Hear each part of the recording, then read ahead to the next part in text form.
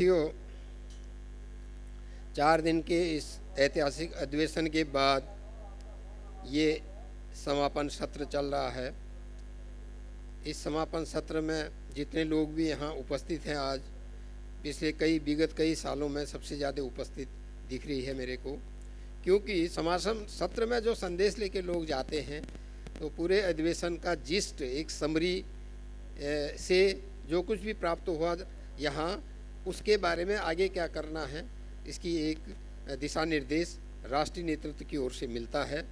इसलिए आप जितने लोग यहाँ रुके हैं इस पंडाल में, आपका बहुत ही महत्वपूर्ण रोल है कि यहाँ से जाने के बाद आप संगठन की रीति और नीति को अपने एरिया में संपूर्णता के साथ इसका प्रचार प्रसार करेंगे।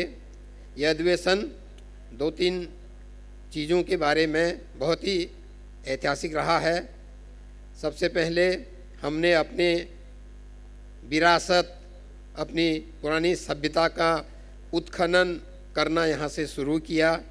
इसके बारे में एक सब्जेक्ट रखा, विद्वान साथियों ने इसके बारे में बताया।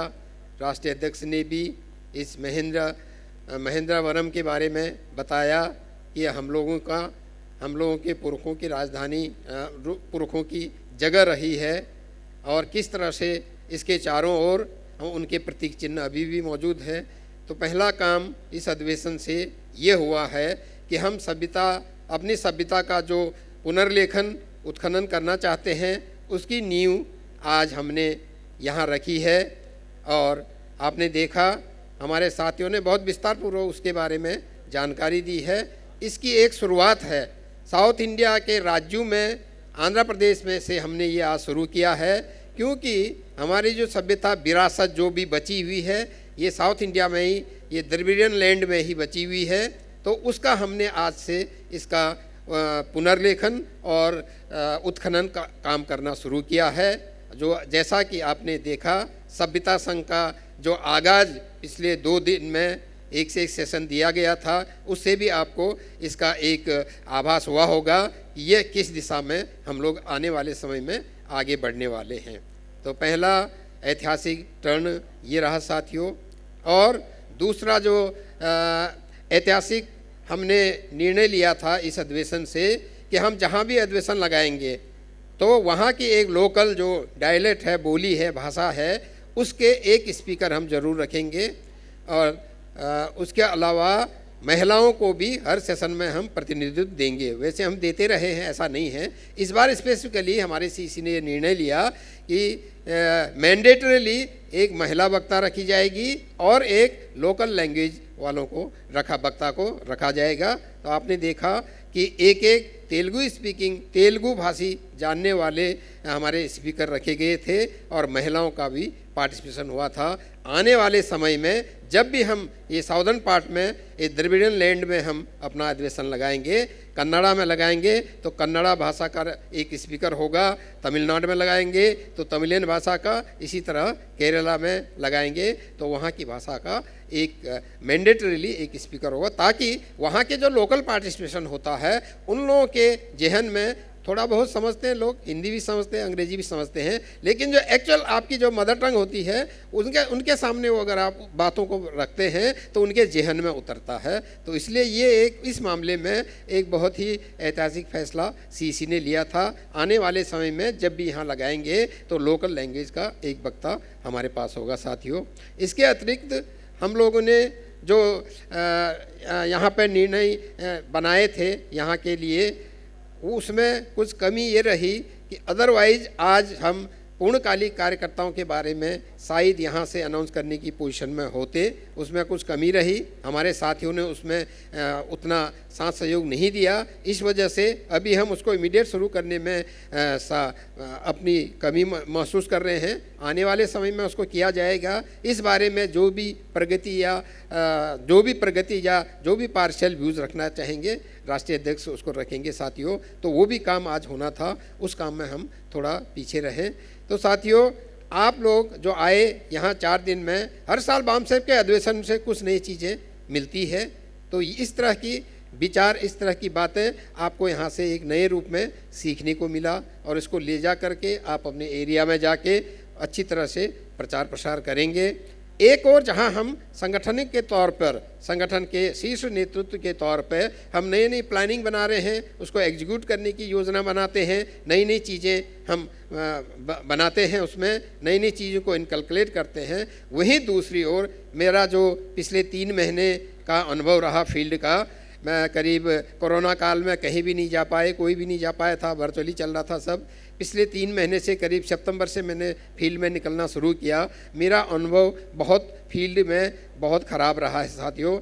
हमारे साथी लोग बिल्कुल भी फील्ड में नहीं उतर रहे हैं, बिल्कुल फील्ड में जाने को तैयार नहीं है। प्रदेश के पदाधिकारी हो या जिले के पदाधिकारी हो, वो बिल्कुल भी बाहर नहीं निकल रहे हैं। अगर ऐसी सिचुएशन रही तो ये व्हाट्सएप से हम आंदोलन नहीं चला पाएंगे। इसलिए मैं आप लोगों से करबद्ध निवेदन करता हूं कि आप यहां से जाते ही फील्ड में उतरना शुरू करें। जो कोरोना वायरस का मामला था वो तो पता नहीं कब ख़त्म होगा कि नहीं होगा, वो पार्शली चलता रहेगा। लेकिन मैं जितनी जगह घूमा हूँ उत्तर प्रदेश के, खासकर उत्तर प्रदेश में मैंने जो दौरा किया है, उसमें मैंने पाया कि कोरोना से लोग उतना भयभीत नहीं है और कोई विशेष प्रॉब्लम भी नहीं है वहाँ। तो हम फील्ड में जा सकते हैं। फील्ड में अगर नहीं जाएंगे तो फिर हम कुछ नहीं कर पाएंगे साथियों, क्योंकि ग्रास रूट वर्कर जब तक फील्ड में नहीं उतरेगा तब तक वहाँ आपका नेटवर्क जो है नहीं बन सकता है। अगर नेटवर्क नहीं है तो कुछ लोगों को साथ में लेकर के हम आंदोलन नहीं चला सकते हैं। मैंने जो पाया कि जैसे मैं गया किसी स्टेट में या किसी ज़िले में, वहाँ स्टेट का पदाधिकारी अपना समय निकालने के लिए बिल्कुल तैयार नहीं है। इवन जिले का पदाधिकारी अपनी ड्यूटी छोड़ने के लिए तैयार नहीं है। कई जगह तो मुझे अकेले जाके, अब हमें इतना अनुभव हो गया है कैसे फील्ड वर्क करना है, कैसे लोगों को ढूंढना है, कैसे लोगों से मिलना है, वो करके हमने अपना कर्तव्य पूरा किया। लेकिन लोकल जो कोऑपरेशन मिलना चाहिए था या लोकल लोगों का जो पार्टिसिपेशन होना चाहिए था वो बिल्कुल बहुत कम मिला, नहीं के बराबर मिला साथियों। तो ये सिचुएशन नहीं आनी चाहिए। लोगों को कुछ छुट्टियां भी लेनी पड़ेगी। 3 महीने पहले हमने कूपन भेज दिया था, मीटिंग करके बांट दिया था, एक एक पर्ची के बारे में बताया था, इतनी पर्चियां कटेंगी, इतने लोगों से मिलोगे तो ये टारगेट आपका कंप्लीट हो जाएगा। पूरी प्लानिंग बता के आए थे, लेकिन वो लास्ट 10 दिन तक उन्होंने पुरानी आदत के अनुसार वो बंडल नहीं खोला। फिर लास्ट में वही हाई तौबा मची साथियों। अगर हम इस तरह से काम करेंगे तो साथियों हम इसको आगे नहीं बढ़ा सकते हैं। ये सारा दारोमदार आप लोगों पे है, क्योंकि राष्ट्रीय नेतृत्व तो आएगा भी तो कभी आएगा, 6 महीने में, 3 महीने में, 2 महीने में, इस तरह से आ सकता है। उसको सब जगह का जायजा लेना है, सब जगह संगठन के विकास अभिवृद्धि के लिए उसका अपना टाइम निकालना पड़ता है। तो बाकी लोकल लेवल पे करना पड़ेगा साथियों। आप लोग, मेरा जो अनुभव है स्पेशली उत्तर प्रदेश का, बहुत ही खराब अनुभव रहा इस बार 3 महीने के फील्ड वर्क में। वहाँ मैंने देखा कि लोग बाग खुद न कोई कंट्रीब्यूट कर रहे हैं और न कोई पीरियोडिकल मीटिंग करते हैं। पीरियोडिकल मीटिंग करते भी है, कहीं एक आध जगह पे वो मीटिंगों में नहीं आ रहे हैं। तो टोटली जो है उनमें आलस्यपन सा आ गया है। व्हाट्सएप पे ही वो पूरा अपना आंदोलन चलाना चाहते हैं। हाँ, कुछ लोग काम कर रहे हैं। हमारे विभिन्न जिलों में हमारे कुछ लोग हैं जिनके थ्रू हम काम करते हैं, कुछ दायित्व देते हैं तो पूरा भी करते हैं, कम या ज़्यादा मात्रा में। लेकिन संगठन का कोई नेटवर्क मुझे बिल्कुल नज़र नहीं आ रहा साथियों। ये बहुत ही चिंताजनक बात है। इसलिए हमें सबसे पहले संगठन की नींव हर जिलों में रखनी है। जब संगठन की नींव रखेंगे, संगठन को मजबूती करेंगे, तब हम अपने संगठन का, विचारधारा का आंदोलन को फलना फूलना का कार्यक्रम वहाँ कर सकते हैं। और संगठन वामसेप का अपना तो करेंगे, हमारे ऑफशूट को भी मदद कर सकते हैं। फिर ऑफशूट वाले भी कहते हैं वामसेप ने वहाँ गए थे, हम कोई मदद नहीं किया या नहीं कर रहे हैं। जहाँ पे कोई संगठन का ढांचा ही नहीं है, संगठन नाम की चीज़ ही नहीं है, एक आध लोग हैं वहाँ संगठन के नाम पे, वो आपको क्या मदद करेंगे? वो अपना जो दायित्व है मेंबरशिप का, पेपर मेंबरशिप का, राष्ट्रीय अधिवेशन के चंदे का, स्टेट अधिवेशन चंदे का, वही काम नहीं कर रहे हैं, उसमें कोई संचय नहीं कर रहे हैं, तो आपको फिर क्या मदद करेंगे वो? ये पोजीशन है साथियों। इसलिए मैं आप सभी लोगों से अपील करता हूं वामसिप के कार्यकर्ताओं से और हमारे ऑफशूट के जो भी साथी यहाँ उपस्थित है उनसे भी संगठन का नेटवर्क बनाने में आप लोग पहले मदद करें। अगर संगठन का नेटवर्क बन गया, उत्तर प्रदेश में के 75 जिलों में संगठन का नेटवर्क बन गया, तो फिर हम ऑफशूट को भी हर प्रकार के साथ सहयोग कर पाएंगे, फाइनेंशियल रिसोर्स भी जनरेट कर पाएंगे और ह्यूमन रिसोर्स भी उससे जनरेट होगा साथियों। और इस काम को बढ़ाने के लिए ये आपका ही दायित्व है, टोटल आप लोगों को करना है साथियों। राष्ट्रीय नेतृत्व से जब भी जो भी सहयोग मांगा जाएगा वो अवश्य मिलेगा आप लोगों को साथियों।